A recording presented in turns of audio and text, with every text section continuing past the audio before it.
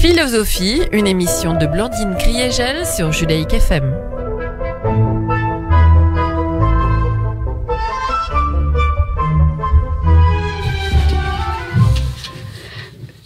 Notre émission sur la République du passé au présent sera consacrée ce matin à un hommage à Jean Daniel. Jean Daniel et la gauche républicaine. Nous recevons Michel Cotta, journaliste, ancienne présidente de la haute autorité de l'audiovisuel, André Burguière, historien, et avec nous, comme d'habitude, le docteur et pédiopsychiatre Marielle David, le doyen François Guéry, philosophe, l'historien Alexandre Adler, et, nous l'espérons, le journaliste Alexis Lacroix.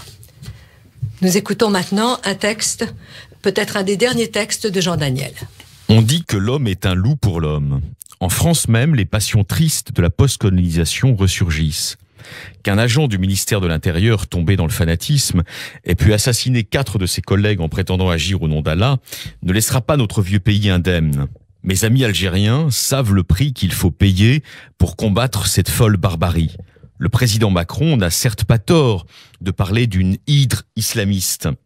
Cette créature est bien réelle. Elle cultive l'intolérance et s'en repaît. Le débat qui ne cesse de rebondir dans notre pays entre une gauche islamophile et une droite encline à se montrer islamophobe n'est rien en comparaison de la déflagration qui se prépare. Pour le surmonter, nous avons toujours défendu ici la tradition d'un islam éclairé, à l'origine même de notre humanisme sécularisé. Mais c'est hélas le temps long de l'histoire qui devrait nous renseigner sur la probable suite des événements. Ce constat n'ôte rien à la nécessité de tout faire pour aménager une concorde pacifique avec les musulmans qui vivent dans notre pays. Mais il dit aussi que vouloir extirper les racines millénaires d'un peuple est mission impossible. Jean Daniel. Alors Jean Daniel aura traversé le siècle, 1920-2020, né à Blida en Algérie. Il a dit de manière très émouvante à la fois la beauté et la difficulté de la coexistence des 3 religions du livre, là où il vivait, de même que la grandeur et la sérénité du patriarche de la famille juive qu'était son père. Je crois que 3 engagements ont marqué sa vie. D'abord, évidemment, la résistance, où à 22 ans, sous la direction de José Aboulker, il a participé au combat de libération d'Alger. Il a d'ailleurs reçu les Anglo-Américains qui débarquaient. Ensuite, évidemment, la lutte contre les guerres coloniales pour l'indépendance des peuples colonisés, de l'Algérie d'abord et du tiers-monde ensuite. Et enfin, et c'est évidemment la chose principale, puisqu'il est aujourd'hui salué par beaucoup comme le grand journaliste du XXe siècle et du début du XXe siècle, la construction d'un journal, d'un grand journal politique de culture, et qui a su réunir, au fond, toute la vie intellectuelle, mais je ne veux pas oublier aussi son rôle dans la construction d'une gauche démocratique républicaine. Donc nous voudrions poser à nos invités 3 questions. S'ils l'acceptent pour au fond, réfléchir et rendre cet hommage à Jean Daniel. Quel homme était-il ? Pourquoi le Nouvel Observateur a occupé une place si importante dans la vie intellectuelle, littéraire et philosophique, et de sorte que, au fond, il a non seulement marqué les esprits, mais qu'il laisse aujourd'hui d'immenses regrets. Et enfin, la 3e question, quel était son engagement pour, au fond, cette reconstruction d'une gauche démocratique et républicaine. Alors, pour la première question, je me tourne évidemment vers 2 invités particulièrement importants pour notre réflexion. D'abord, Michel Cotta, tout le monde la connaît, grande journaliste d'abord à l'Express et ensuite à TF1, présidente de la première haute autorité sur l'audiovisuel, et qui est aujourd'hui encore éditorialiste et écrivain dans de nombreux journaux. Et donc, je commence par vous, cher Michel Cotta. Qu'est-ce que vous nous diriez de l'homme Jean Daniel que vous avez connu ? Alors, je l'ai connu à un moment particulier de son existence. C'était le moment où il quittait l'Express. Oui. J'y entrais et il le quittait parce que pour des raisons profondes de presse, il pensait qu'il y avait une place encore en France pour une presse d'opinion et que l'Express justement voulait abandonner ce créneau-là et devenir un news magazine à l'américaine. Donc il est parti sur des convictions. Oui. Alors c'est à ce moment-là qu'il a trouvé Claude Perdriel et que Claude Perdriel et lui se sont entendus avec Gilles Martinet pour fonder le Nouvel Observateur. Le Nouvel Observateur. Alors c'était quelqu'un, comment vous dire, c'était quelqu'un à la fois, il était très drôle, Jean Daniel, il était très drôle, il était à la fois il y avait beaucoup d'humour, une espèce d'humour sec qu'il proférait avec un mot très bas, vous savez, il ouvrait à peine la bouche pour parler, il savait dire des vacheries, mais il savait aussi dire des choses merveilleuses aux gens. Puis je crois que ce qui frappe tout de suite, c'est au-delà de ce qu'on pouvait appeler un certain narcissisme dont tout le monde rigolait presque, et lui aussi. Lui aussi. Il y a un humanisme qui n'appartient qu'à Jean Daniel. Alors qui est né évidemment en Algérie, dans la coexistence entre ces musulmans qu'il aimait. Denis Oliven a dit « J'ai rencontré un géant ». Est-ce que vous êtes d'accord ? Oui, je suis d'accord. Enfin, moi, le seul témoignage que je peux apporter personnellement, c'est que j'ai toujours commencé la lecture de l'Observateur par son papier. Oui. Voilà. Je n'ai jamais manqué comme beaucoup. Un papier de Jean Comme Daniel. Beaucoup. Bon, et vous, alors, allez, je présente notre invité André Burguère, grand historien qui a été l'animateur principal de la grande revue prestigieuse Annales, dirigée alors par Fernand Braudel, et qui lui-même est avec Edgar Morin, spécialiste de la famille, est un des grands historiens de sa génération, mais qui a été aussi, je dois le dire, un ami très proche de Jean Daniel, avec qui André vous passiez vos vacances. Alors, quelques mots sur l'homme avant de vous poser d'autres questions. Sur l'homme, je serais tenté aussi de mélanger l'homme et le journaliste. Il faut rapprocher votre micro, pardonnez-moi.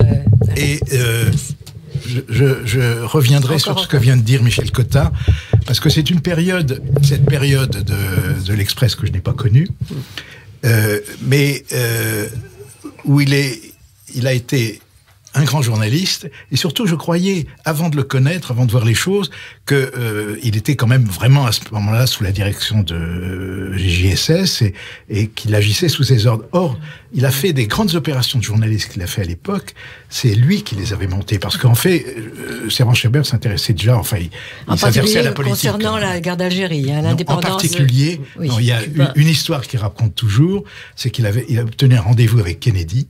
Ah, ça c'est plus tard. Oui. Il était à l'Express. Oui. C'est lui qui a monté et il devait ensuite aller voir Castro. Oui. Et non pas, il ne pensait pas organiser la paix entre eux, mais il voyait qu'il pouvait y avoir dans le journalisme quelque chose d'un peu plus que le journalisme, c'est-à-dire être au moins le messager d'un message de Kennedy. Bon, il a été émerveillé par cette rencontre avec Kennedy, et ensuite. Vraiment, la rencontre avec Castro était très différente. Ils ont passé une journée entière dans la chambre d'hôtel, etc. Et c'est là qu'il a appris l'assassinat de Kennedy. D'ailleurs, c'est un épisode qui l'a tellement marqué qu'il l'a raconté plusieurs fois. C'est une affaire qu'il avait montée et qui a pris une proportion qu'il n'avait pas imaginée. C'est-à-dire qu'il a été le témoin, et Castro a montré sur le coup une certaine émotion, en disant les choses vont se compliquer. C'est-à-dire que il pensait peut-être qu'avec Kennedy, il y aurait allait eu... s'entendre. Voilà. Mais merci de cette information. Mais alors, une autre question, André, puisque au fond, vous étiez aux premières loges, vous avez fait des chroniques à l'Observateur pendant très longtemps sur les questions historiques.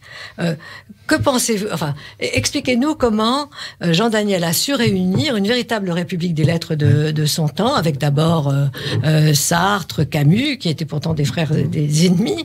Ensuite, finalement, toute la génération, Edgar Morin, François Furet, Mona Ozouf, c'est-à-dire en fait des gens de premier plan dans la vie intellectuelle de cette époque.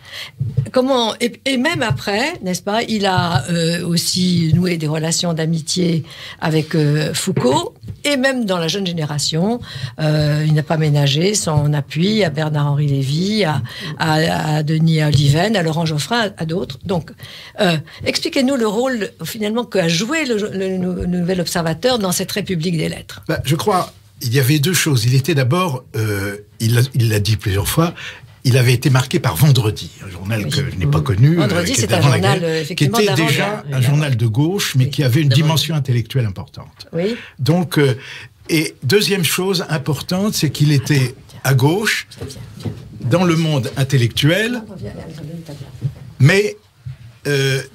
Excusez-moi, une minute, Jean. Venez vous mettre ici, Jean. Jean, venez vous mettre là. Oui, continuez, André, pardonnez-moi. Oui.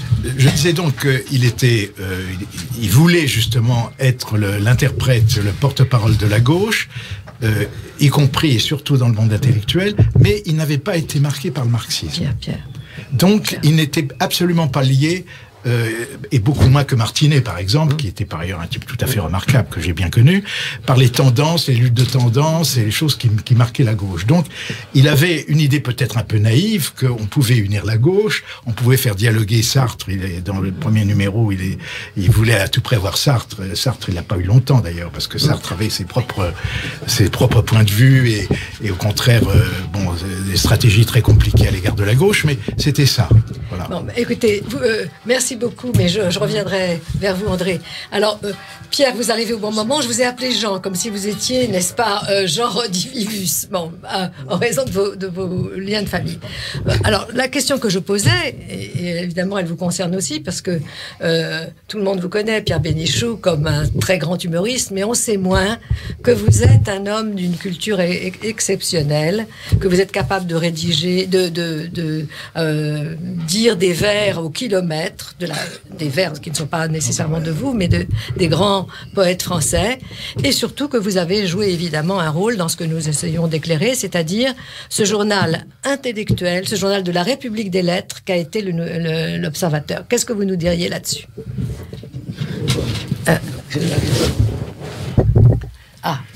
Vous avez entendu ma question ou non ? Pas vraiment, non. Alors je dis, écoutez, nous parlons du journal la République des Lettres, qui a été l'Observateur et dont nous pensons que vous avez joué évidemment un rôle de premier plan pour ça.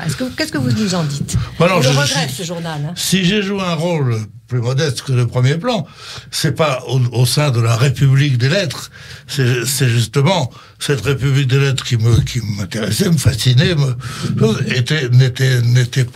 je n'en étais pas ni un des dirigeants, ni un des membres même de cette République des Lettres. Donc, ce que j'apportais, si j'apportais quelque chose, encore une fois, parce que vous avez la gentillesse de me le dire, j'ai apporté peut-être un peu de technique, au sens noble du terme, de technique journalistique que j'avais acquis, justement, acquise dans les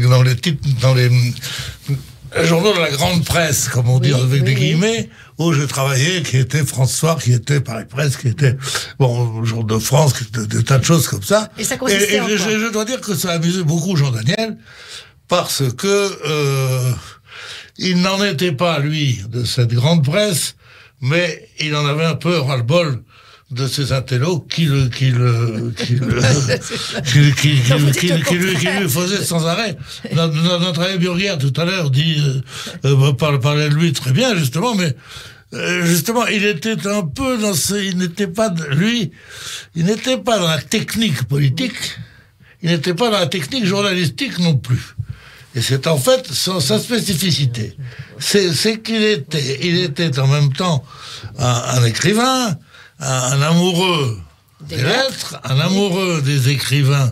Et il faut être un juif pied noir pour savoir ce que ça veut dire, amoureux des écrivains. C'est-à-dire que nous avons vécu, lui-même, qui était d'une génération précédente, et ma génération, dans une sorte de fascination de choses pour cette...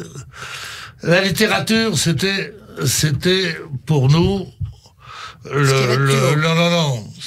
c'était surtout, c'était un peu la contrainte, c'était un peu l'école, c'était un peu tout ça. Et quand on a découvert qu'il y avait les surréalistes, qu'il y avait Gide, qu'il y avait Malraux, Gide et Malraux étaient les patrons de Jean Daniel, comme de mon père d'ailleurs, qui est son ami. Moi, je suis le plus vieux à avoir connu Jean Daniel. Oui. Je l'ai connu en 1947. Bon. Et avec qui papa m'a demandé ma mère, j'ai dit, avec un type en short qui a l'air de l'intellectuel. et il avait donc en 47, 27 ans. Et c'était un ami un ami qui s'appelait Maurice Adret, et qui était avec lui dans la 2e DB, et qui l'avait présenté à mon père. Je le présentais, ils s'étaient connus comme ça, et ils ont connu, mon père connaissait Camus, qui l'a fait connaître à Jean. Bon. Alors moi, quand je suis arrivé là-dedans, moi, Jean-Daniel, je le connaissais depuis longtemps, mais il était d'un snobisme fabuleux, parce que comme il n'avait pas fait d'études, ça le rendait fou. Les seuls qui le tutoyaient, c'était comme Burger, c'était comme Julliard, les agrégés. Les agrégés, c'était l'aristocratie. Il est agrégé. À ce moment-là, il balançait du tue à mort. Et ouais, et c'était toujours souvent des cons, quoi, des agrégés. Mais ça fait plaisir parfois. Mais ça fait plaisir. Non, ce n'était pas le critère absolu, quoi. Voilà ce que je voulais dire. Et alors donc, tout ça faisait que quand il a fait ce journal, moi, j'étais pas tellement pour l'Algérie algérienne, telle qu'il la voulait, à savoir tout donner, le pétrole, les routes, le machin, le truc, voilà. Pour une révolution qui était bon. Mais quand même, tout donner d'un coup, ça c'est aucune garantie pour ce million de pieds noirs dont j'étais la vie qui était ma vie, qui était moi. Bon, alors donc, et lui, quand c'est comme ça, alors, il m'a dit, il paraît que vous me surnommez le Félaga. Alors je dis oui, bien sûr, parce que vous êtes pas le Félaga, vous êtes le porte-parole du Félaga. Je veux pas. Bon, et on rigolait beaucoup avec ça, parce que on était tous les deux lui comme moi, comme Camus, comme plutôt Sénèque et plutôt Homère. Non, je veux dire, je fais les comparaisons. Oui, mais elles sont justifiées. On était plutôt pour la parvenir. On était complètement pétri de culpabilité, quoi. Oui. On avait vécu, et lui, et Camus, moi, et mon père et des gens de cette génération, ils avaient vécu 30 ans en Algérie, sans savoir que le problème majeur, le seul problème, c'était qu'on vivait dans une terre d'inégalité absolue, et que c'était le seul problème avec tout le reste. Parce qu'il y avait des discussions entre CGT et CFIO, machin, et on savait pas si les communistes devaient... Alors qu'on avait sous les yeux des tireurs de chaussures. Des tireurs de chaussures, des gens dans l'ambition des tireurs de chaussures. Et on a vécu ça. Alors, ce que je reproche à Jean-Daniel, moi, à qui je dois tout, à qui je dois beaucoup, à qui je dois rien, puisque je lui dois ma vie, donc ma vie, c'est pas à lui. Bon, à qui je dois, ce que je lui reproche, c'est d'avoir vécu toute sa vie dans cette culpabilité au départ, comment on dit, oui, enfin, tout le temps, même aujourd'hui. Oui. Un arabe écrit dans une langue que nous aimerions écrire aussi bien, quoi qu'il arrive, puisqu'il est de religion musulmane et qu'il est né à Sarcelles. Alors, dans une langue extraordinairement claire, tu lui as fait quoi? Et encore une fois, avec son façon de parler, le roi du Maroc aura donné une leçon. Non, il parle pas que... Il n'y a pas un maître d'hôtel qui parle aussi mal que lui, le français, je veux dire, c'était... Bon. Jean-Daniel, là, on vous laisse là... Non, mais je finis là-dessus. Donc, ce merveilleux journaliste qu'il était, oui, qui a fait un journal qui lui ressemblait et qui a réussi dans cet art terrible de faire ce journal-là,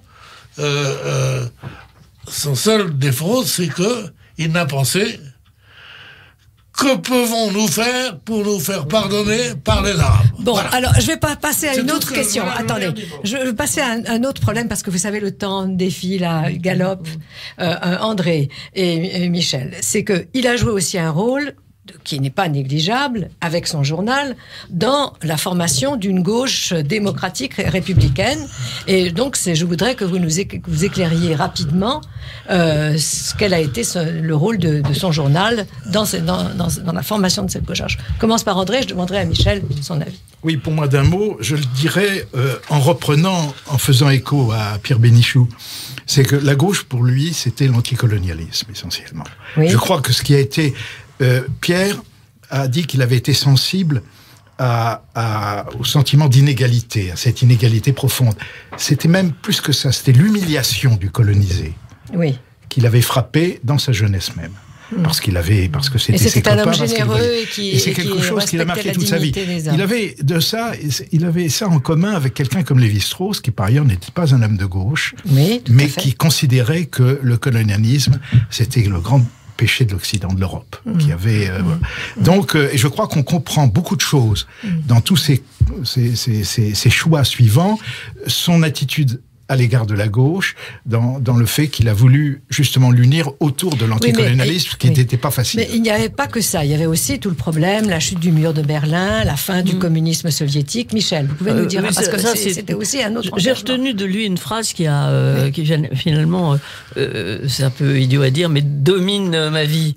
Lorsque le mur est tombé, il a fait un article en 90, où il a dit « Ce siècle n'aura servi à rien ».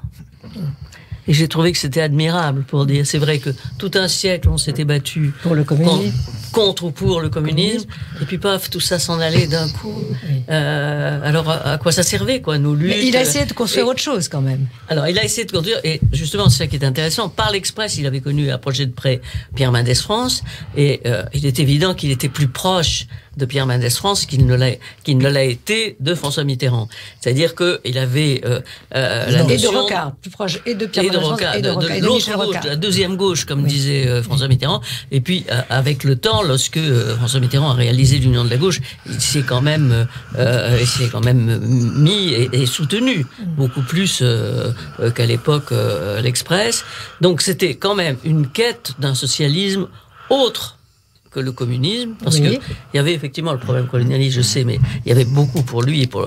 À l'époque, on l'appelait la gauche non communiste, c'est-à-dire c'était pas la gauche socialiste, c'était la gauche non communiste. Donc on se définissait par là, et il est arrivé à avoir une définition par rapport à ce communisme qui est une définition de social-démocratie. C'est un social-démocrate. Alexandre, alors Adler, on a reproché certains qui étaient par ailleurs très proches de Jean Daniel, mais n'ont pas toujours compris les critiques assez sévères qu'il a adressées à Israël, après d'ailleurs avoir pris la défense d'Israël de façon très marquée. Qu'est-ce que vous nous diriez là-dessus? Votre question comporte déjà la réponse, c'est que bien entendu, quand on connaît Jean Daniel depuis le début de sa carrière journalistique, enfin quand on a lu les positions de Jean Daniel, notamment dans le Nouvel Observateur, il est évident que tout son effort pendant longtemps a été de défendre Israël, mais à sa manière, et en même temps de montrer comment il pouvait être. C'était exactement le rôle qu'il a joué de manière éphémère avec Kennedy au moment de la crise cubaine, mais l'homme qui remettait ensemble les gens. Et cette idée de remettre ensemble, elle est évidemment le cœur même de l'espoir de l'Algérie française qu'ont eu une partie de la communauté juive, qu'on appelle pieds noirs, bien que les juifs aient été bien depuis bien longtemps dans cette terre d'Algérie, bien avant qu'il y ait des colons français. Mais en tout cas, qui étaient absolument sensibles aux deux aspects. Alors avec des nuances ensuite qui se distribuaient, mais toujours ils étaient sensibles aux deux aspects. Ils étaient à la fois sensibles à l'injustice et à l'humiliation qu'eux-mêmes ont connue avec le régime de Vichy et la révocation du décret Crémieux que subissaient les masses musulmanes. Ils savaient très bien que la France coloniale avait renié ses promesses sans cesse. D'abord celle que Clémenceau avait faite en 1918, que tous les anciens combattants seraient des Français de plein droit. Ça n'a jamais été fait, etc., etc. Donc il était absolument dans cette idée de redressement, oui. Mais en fait, il voulait évidemment une place, et qu'il a encore cherché jusqu'à la fin de sa vie de manière pathétique. Par exemple, en sa visite au moment où justement Bouteflika avait accepté de recevoir Enrico Macias en Algérie, puis était revenu sur sa promesse. Mais c'était des choses qu'il ne supportait pas, parce que bon, bien entendu, je vais dire maintenant une horreur, mais une horreur qu'il faut comprendre aujourd'hui. Pour lui, comme pour toute sa génération, comme le général de Gaulle d'ailleurs, comme l'Algérie, c'est la France. c'était la France. Alors une France particulière, et une France où il y avait tout à faire avec la majorité musulmane qui était tellement foulée aux pieds, comme on a continué à les fouler aux pieds alors que ce sont les artisans de nos 30 glorieuses. Mais enfin, il fallait que la France et l'Algérie continuassent, c'est l'influence de Pierre Bénichou, mais on continue en tout cas de rester ensemble, même malgré toutes les impossibilités. Et le général de Gaulle était parfaitement d'accord avec ça. Alors je vais demander à François Guéry. De Gaulle n'y a jamais cru. Mais c'est là où les Juifs d'Algérie non plus n'y ont jamais cru. Oui. Parce que les Juifs d'Algérie étaient justement. Il nous reste quelques minutes. Pardonnez-moi. Je voudrais demander un mot à François Guéry et au fond sur Jean Daniel et la philosophie, parce qu'il a fréquenté, aimé, défendu des philosophes, Camus, tout le monde le sait, mais également Michel Foucault, nous sommes d'une autre génération. Ce que je crois, c'est tout à fait en rapport avec tout ce qu'on vient de dire ou de révéler sur sa personnalité. Il était évidemment axé sur une question, c'est peut-on éradiquer le mal, et en particulier sous la forme de ces injustices qui font sentir coupable. Alors, moi, je m'appuierais sur son roman L'Erreur, qui a été publié dans les années 50, sous l'influence de Camus, et republié dans les années 70, non sans beaucoup d'hésitation. Alors, il s'explique là-dessus, et en particulier justement sur l'illusion du tout politique, c'est-à-dire d'un avenir politique où il n'y aurait plus les injustices et les inégalités. Alors, ce roman raconte en particulier, c'est le point de départ, l'histoire d'une jeune fille laide, qui souffre d'être laide. Lui ne s'intéresse pas à elle parce qu'elle est laide, et il aime beaucoup les filles qui sont belles. Elle se suicide. C'est donc une injustice, une inégalité. Mais la question qu'il pose, c'est est-ce qu'une société, soit politique, soit religieuse, fera que toutes les filles seront belles et aimées, ou au contraire toutes laides, et donc d'une certaine manière toutes aimées de la même façon? C'est absurde. Mais qu'est-ce qui reste à faire? Alors là, c'est son problème, à mon avis. Il faudrait qu'il cultive une empathie qu'il n'a pas eue. Et d'une certaine manière, il se bat avec cette question, où trouve-t-on la ressource d'une empathie envers ceux qui sont injustement traités? Alors, on va demander à un autre journaliste, Alexis Lacroix, eh bien, qu'est-ce que vous retenez du Nouvel Observateur? Pourquoi ce journal, au fond, la presse d'aujourd'hui ne lui ressemble pas, ni la radio, ni la presse, c'est-à-dire, pourquoi il n'y a plus la République des lettres, sauf dans quelques enclaves, comme il y a eu dans le journal de Jean Daniel? Alors d'abord, pour des raisons, chère Blandine, qu'a résumé très bien Pierre Bénichou, il y avait une singularité absolue du projet de l'Observateur, singularité qui existe peut-être encore, je n'en sais rien, je ne me prononce pas sur le sujet. Mais en revanche, il y a une chose qui est sûre, c'est qu'à la lumière de la trajectoire biographique, intellectuelle de Jean Daniel, qui est remarquable, que vous avez tous évoqué avec beaucoup de pertinence, ce qui apparaît absolument net, c'est que c'était un journaliste qui était hors système journalistique. Oui. Il était, au fond, déjà, dans sa vie, un antidote à cette extrémisation du débat public que nous constatons aujourd'hui, où, au fond, c'est vrai, disons-le très clairement, une partie de la corporation journalistique, on en fait partie avec Alexandre, c'est mise derrière le char, c'est mise à la remorque de l'extrémisation et joue au fond cette carte-là qu'on l'on appelle populiste ou nationaliste a peu d'importance. Et Jean Daniel, son exemple vivant, c'est celui d'une résistance absolument conséquente à cette extrémisation. Il a toujours pensé effectivement dans l'horizon, Michel Cotta le disait, d'une gauche démocratique. Mais il y a un mot que j'aimerais qu'on prononce, c'est qu'en fait il était un journaliste anti-totalitaire. Voilà. Hein, le transcendantal de Jean Daniel, c'est l'antitotalitarisme. Il a fécondé l'antitotalitarisme de gauche comme de droite contre l'extrémisation qui accourt malheureusement aujourd'hui, bien sûr, sous le paravent de la course à l'audience dans la plupart des médias. Alors nous terminons en rappelant à tous nos amis et nos auditeurs que Jean Daniel fera l'objet de funérailles solennelles aux Invalides vendredi. Voilà, je vous remercie.